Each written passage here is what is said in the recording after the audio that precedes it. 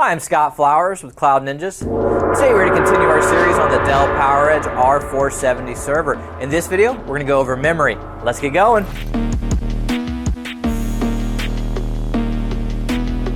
Hey, thanks for stopping by today to learn a little bit more about the Dell PowerEdge R470 server. Do us a favor, if you find anything that helps you in this video, click that like, smash that subscribe. All right, let's hop in. This video will be a continuation of our series.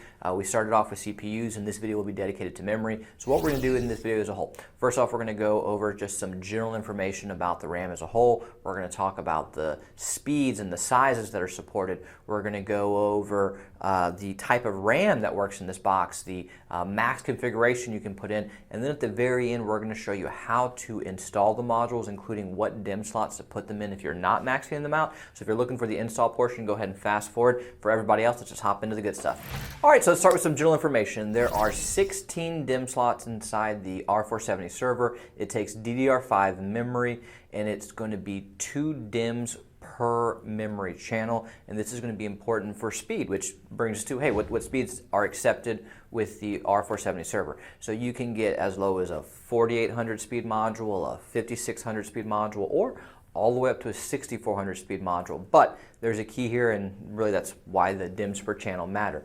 Depending on if you're putting 1 DIMM per channel or 2 DIMMs per channel will depend on what speed you actually get. So if you're putting 1 DIMM per channel, yes, you can actually get 6400 speed to run and operate at 6400 speed, and that's awesome.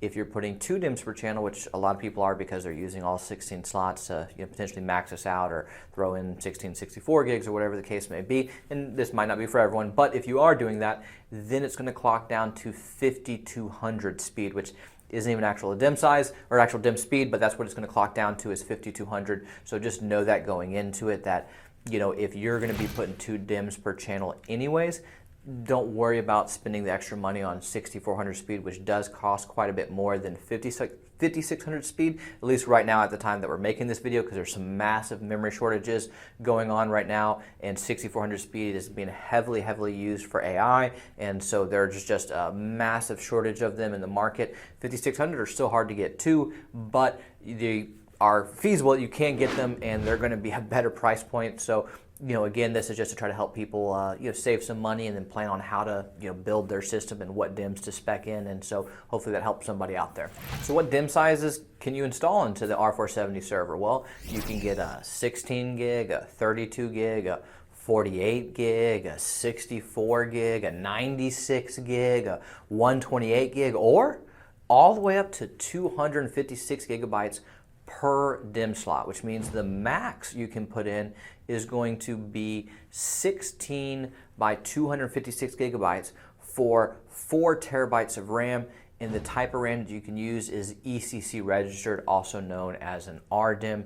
When you get to DDR5, load reduced modules are no longer around. It's just going to be ECC Registered RDIMM, or you can get ECC Unbuffered, which this machine doesn't accept, but that would be for some of the other generation of servers out there. So for this box, it would be a max of 4 terabytes using 16 256 RDIMMs, and that would clock down to 5200 speed because you would be using all 16 slots. All right, so I've talked enough, so let's go ahead and get to the fun stuff. Let's show you how to do your install and what DIMM slots to put them in. But before I do, I'm going to grab my ESD gear and be right back. Hey, it's Mason with Cloud Ninjas, and today we'll be installing our memory into our Dell PowerEdge R470 server.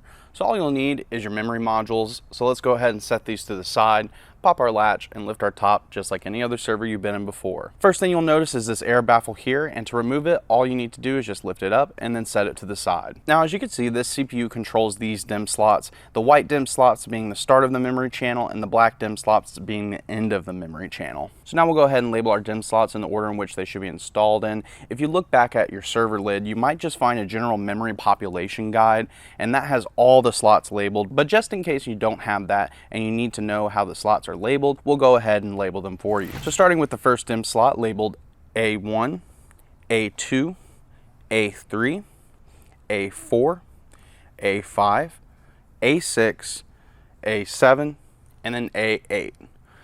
And then the secondary channels are going to be labeled A9, A10, A11, A12, A13, A14, A15, and A16. And that is how your DIMM slots are going to be labeled. And if you ever need to see that again, make sure to check under your server lid, because there is most likely a reference to the layout of the DIMM slots. Okay, so let's go ahead and take a look at our memory module. You'll notice this notch here in the middle, and you will need to make sure that that notch lines up with the middle line in the DIMM slot so we don't damage any of the leads. So now go ahead and place that module into the slot and press down on both sides till you hear a click sound. This will let you know that the module is secured in place. Now, if you don't hear that click sound, it is important to make sure that the tabs are fully locked in, or else your server will not recognize that module. This is a common error that people run into, but don't worry, just make sure that those tabs are fully locked in. So now we will go ahead and show you what 8 memory modules being controlled by the CPU looks like. Be right back. All right, so this is 8 modules controlled by the one CPU. So now we'll go ahead and fast forward and show you guys what it looks like when all 16 DIMM slots are populated with a memory module. Be right back. And there you have it. That is how you install your memory into your Dell PowerEdge R470 server. Hey, do us a favor, click that like button and smash subscribe.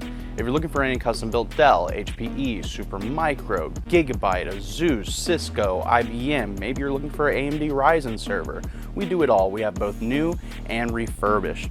So please give us a call or email us at sales@cloudninjas.com. That's sales@cloudninjas.com. Anyways guys, thanks for stopping by.